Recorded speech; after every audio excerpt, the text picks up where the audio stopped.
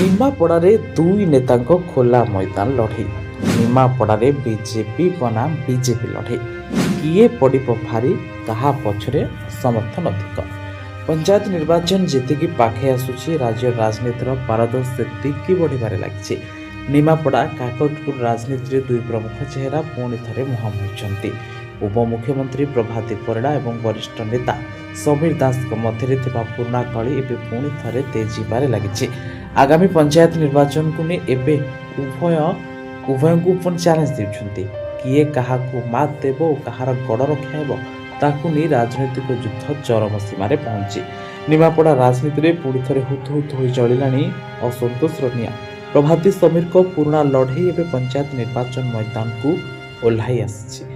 ଦିନେ ଯେଉଁମାନେ ବିଧାନସଭାର ଆସନ ପାଇଁ ମୁହାଁମୁହିଁ ହେଉଥିଲେ, ଏବେ ଗାଁ ଦାଣ୍ଡରେ ଭୋଟ ହାତ ଦେବାକୁ ସେମାନଙ୍କ ଭିତରେ ଟକ୍କର ଆରମ୍ଭ ହୋଇଛି। ଉଭୟ ନେତା ଏବେ ନିଜ ନିଜ ସମର୍ଥକଙ୍କୁ ଧରି ମଇଦାନକୁ ଓହ୍ଲାଉଥିବା ବେଳେ ପରସ୍ପରକୁ ଖୋଲା ଚ୍ୟାଲେଞ୍ଜ ଦେବାକୁ ପଛାଇ ନାହାନ୍ତି। ପ୍ରଭାତୀ ବିବାଦୀୟ ବୟାନ ଦେଇ କହିଛନ୍ତି, ଜନସାଧାରଣ ସବୁ ଦେଖୁଛନ୍ତି। ପଞ୍ଚାୟତ ନିର୍ବାଚନରେ କିଏ କେତେ ପାଣିରେ ଅଛି ତାହା ସ୍ପଷ୍ଟ ହୋଇଯିବ। ବିକାଶର କାମକୁ ଦେଖି ଲୋକେ ଭୋଟ ଦେବେ ଏବଂ ଯେଉଁମାନେ କେବଳ ରାଜନୀତି କରୁଛନ୍ତି ସେମାନଙ୍କୁ ଜନତା ଉଚିତ ଜବାବ ଦେବେ।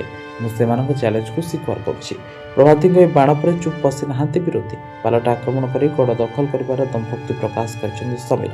ପଞ୍ଚାୟତ ସ୍ତରରେ ବିଜେପିର ବିଫଳତା ଓ ନିଜର ସାଂଗଠନିକ ଶକ୍ତିକୁ ଆୟତ୍ତ କରି ସେ ପ୍ରଭାତୀଙ୍କୁ ତଳିତଳାନ୍ତ କରିବାକୁ ରଣନୀତି ପ୍ରସ୍ତୁତ କରିସାରିଥିବା ଦାବି କରିଛନ୍ତି। ସମୀର ଦାସ କଟାକ୍ଷ କରି କହିଛନ୍ତି, ଶାସନ କ୍ଷମତାରେ ଅହଙ୍କାର ବେଶୀ ଦିନ ଚାଲେନି। ଆଗାମୀ ପଞ୍ଚାୟତ ନିର୍ବାଚନରେ କାହାର ସଂଗଠନ ମଜବୁତ, ତାହା ଆମେ ପ୍ରମାଣ କରି ଦେଖାଇବୁ। ମଇଦାନ ପ୍ରସ୍ତୁତ ଅଛି, ଜନତା ଆମ ପ୍ରସ୍ତୁତ ଅଛନ୍ତି, ଏହି ଚ୍ୟାଲେଞ୍ଜ ନେବାକୁ ପୁରା ପ୍ରସ୍ତୁତ। ଉଭୟ ନେତାଙ୍କ ଏହି ଚ୍ୟାଲେଞ୍ଜ ପରେ ଏବେ ସ୍ଥାନୀୟ ରାଜନୀତି ସରଗରମ ହୋଇଛି।